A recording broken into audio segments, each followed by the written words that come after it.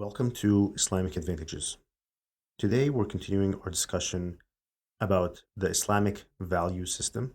Last time we discussed how Jordan Peterson's definition of faith as a value system comes very close to what Islam describes true faith as. Unfortunately, the way that he describes it comes short in detrimental ways. And today we are discussing how his value system could be improved by following the Islamic definition of true faith. In Jordan Peterson's discussion with Hamza Yusuf, he tries to describe his value system with what he refers to as the ineffable perfection at the top of that value system. Now, right away, Hamza Yusuf was not comfortable with that definition. And likewise, many people of faith would not be comfortable with it. And why is that? The reason religious people would not be comfortable with it is because it makes it seem like that this value system is okay if we don't identify God at the top of that value system. If you just say perfection, ineffable perfection, what does that really mean to people? My perfection, my imagination of perfection will be different from yours. The liberal will imagine something different from the Marxist. The Marxist will define something different from the secular, and the secular will define something different from the Christian, and so on and so forth. So it's important for religious people to have God at the top of that value system, to proclaim God at the top of that value system. And what I will show you is that without having God at the top of the value system, the system basically crumbles. It becomes weak. So let's try and think about this. More than just us disagreeing on what perfection is, not having truly God at the top of our value system would mean that we are not sure that God really exists. And without God truly on top of our value system, we will feel that we can manipulate this value system. Right away, the value system will begin to be malleable, and essentially, if it is malleable, then it is corruptible. God highlights this point very clearly in chapter 2, verses 11 to 13. It goes as follows. وَإِذَا قِيلَ لَهُمْ لَا تُفْسِدُوا فِي الْأَرْضِ قَالُوا إِنَّمَا نَحْنُ مُصْلِحُونَ أَلَا إِنَّهُمْ هُمُ الْمُفْسِدُونَ وَلَكِنْ لَا يَشْعُرُونَ وَإِذَا قِيلَ لَهُمْ آمِنُوا كَمَا آمَنَ النَّاسُ قَالُوا أَنُؤْمِنُ كَمَا آمَنَ السُّفَهَاءُ أَلَا إِنَّهُمْ هُمُ السُّفَهَاءُ وَلَكِنْ لَا يَعْلَمُونَ. In these verses, God is describing a group of people that are basically doing their own thing and they don't want to believe. It goes as follows. People tell them, don't cause corruption in the land.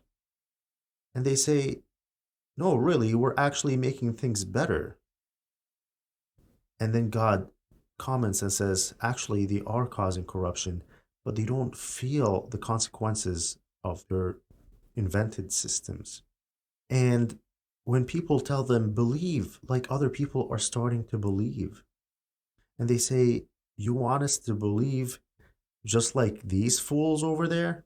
And God comments and says, indeed, they are the fools, but they are not, they don't know how much of a fools they're being by rejecting faith. So the first example is people that are trying to invent a way of living, a way of working that is not prescribed to them by God. And these people inevitably cause corruption. You have a very good example in Marxists.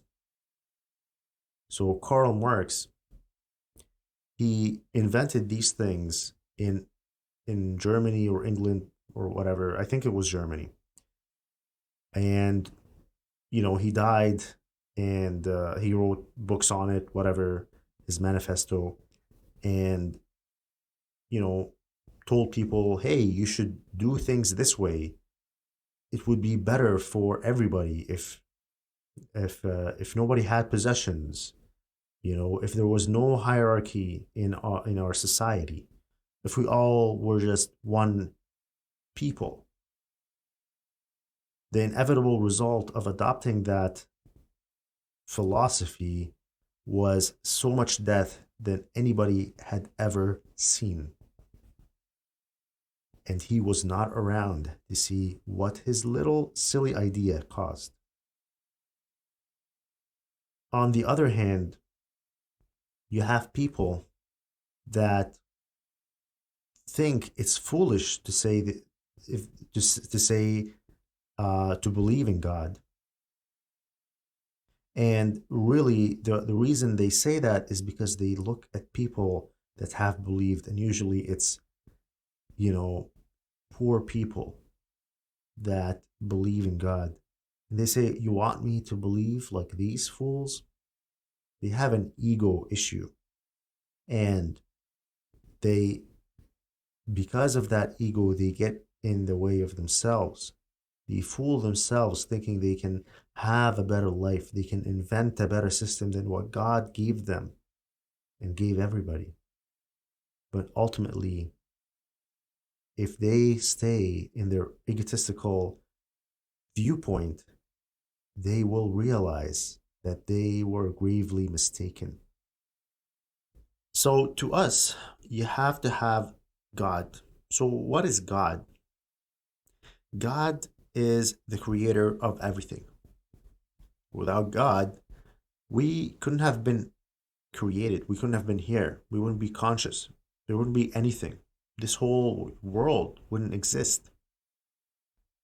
We believe that God is aware of everything. And through that knowledge that He is aware of everything, we are able to align our value system. We're able to maintain the strength of our value system. There's this idea of a panopticon. It's basically a prison with one watchtower, and the prison cells are basically in a circle all around that tower. The prison guard in that tower can see into each cell, and the prisoners can see which cell the prison guard is looking into. What this means is that the prisoners will have to be always on the watch.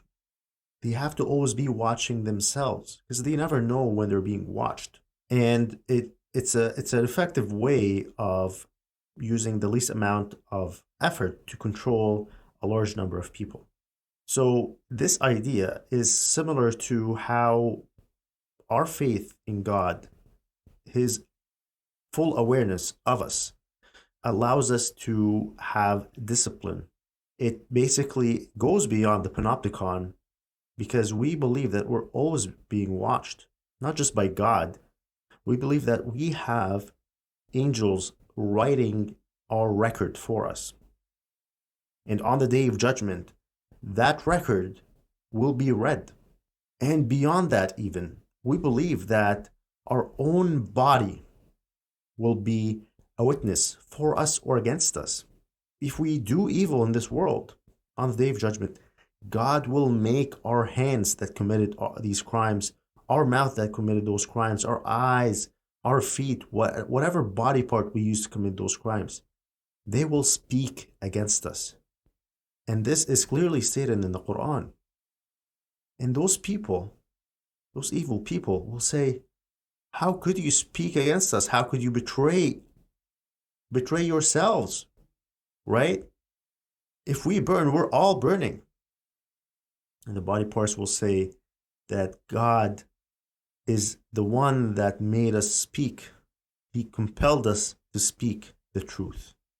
So there is plenty of witnesses in the Islamic paradigm for what we do.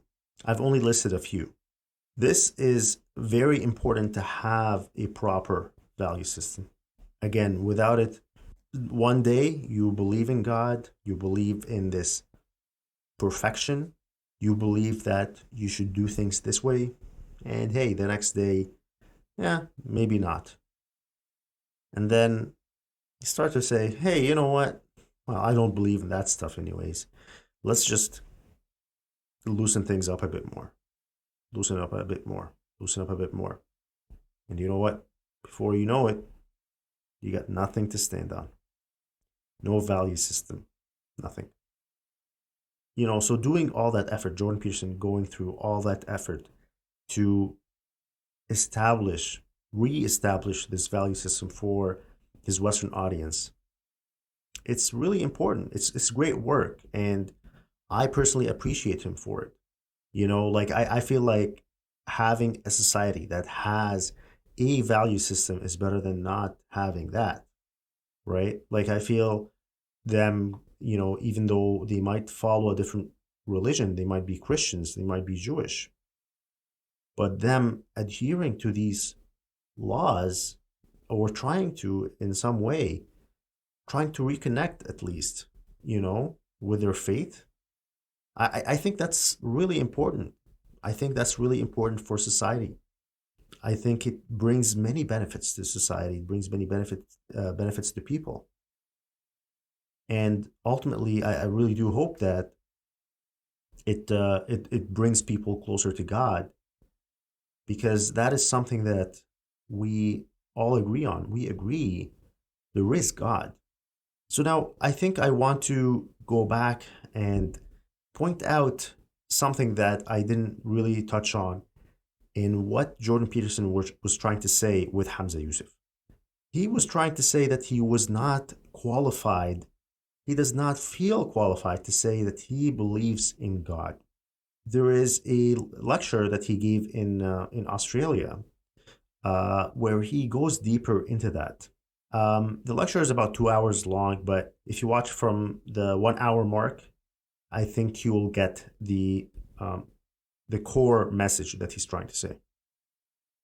So to summarize, he's basically saying you can't loosely say that you believe in God without first establishing God's value system, if you will. And he feels like on the best of days, he has not really met that criterion. So he doesn't feel comfortable saying it. And to that, you know what? I think it's really an important point that he brings up. I think I would disagree on the conclusion that he makes, and I'll clarify that later on. But let me just touch on why I agree first. He is saying he does not want to call himself a believer. He doesn't feel comfortable saying that without being a true believer. And a true believer lives by the rules that he believes in. And this is actually exactly what Muslims believe. In the Quran, Allah describes a group of Arabs who recently joined Islam. And they say, we have become believers. And God corrects them. He says, you have not become believers, and you still need to allow faith to enter your hearts. So God corrects them and tells them, instead, you should say, we submit. We have become Muslims. We submit. We're one of those that submit. And that's an important distinction that Islam makes. And I think it's not well understood outside of the Muslim community, how Islam teaches Muslims to not say that they are believers. Rather, we say that we are people that submit that there is God. So, what does that really mean? Okay, it means this. We, based on the evidence that's in front of us, have to submit. We can't explain it any other way. We have to submit that there is indeed God. Okay? Now, how is this different from saying you believe in God?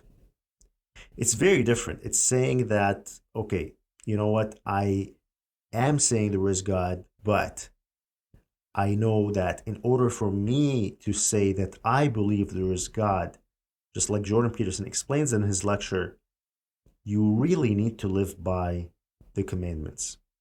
And to be honest with you, I don't think it's something that anybody should ever say loosely or should say. I don't think that people, um, that Islam encourages people to say, hey, I'm a believer, I've attained that level of faith. Never does Islam teach that. Islam teaches that humility is very important for faith. If you make yourself grandiose, as soon as you do that, your faith disappears. In Islam, we also believe that somebody could wake up a believer and die a disbeliever. It's such a fickle state. It's hard to attain, and it's even harder to maintain. So, the way that the Prophet, peace be upon him, describes a true believer, he says that the highest point of faith is saying there is no God but God. In another way of saying it, there is no deity worthy of worship but God. That is a statement. It's almost like saying, hey, it's just the way it is. And saying that is different from saying, hey, I am a believer. Saying that allows us to establish the value system. Without saying that, we stand on nothing, like I was saying. So we start by saying that, and then we try to establish the value system. We try to do good for other people. We try to be good to our family, and we do all these actions, and we also match it with actions that increase our faith, like saying there is no God but God, like reminding ourselves there is no God but God. This is something that Muslims do all the time. It's called dhikr. It's called remembrance of God. It's reminding ourselves there is no God but God. There is no God but God. There is no God but God. It's not something that we are saying for the world. It's something that we are saying for ourselves. It's in order to help us remain conscious of God.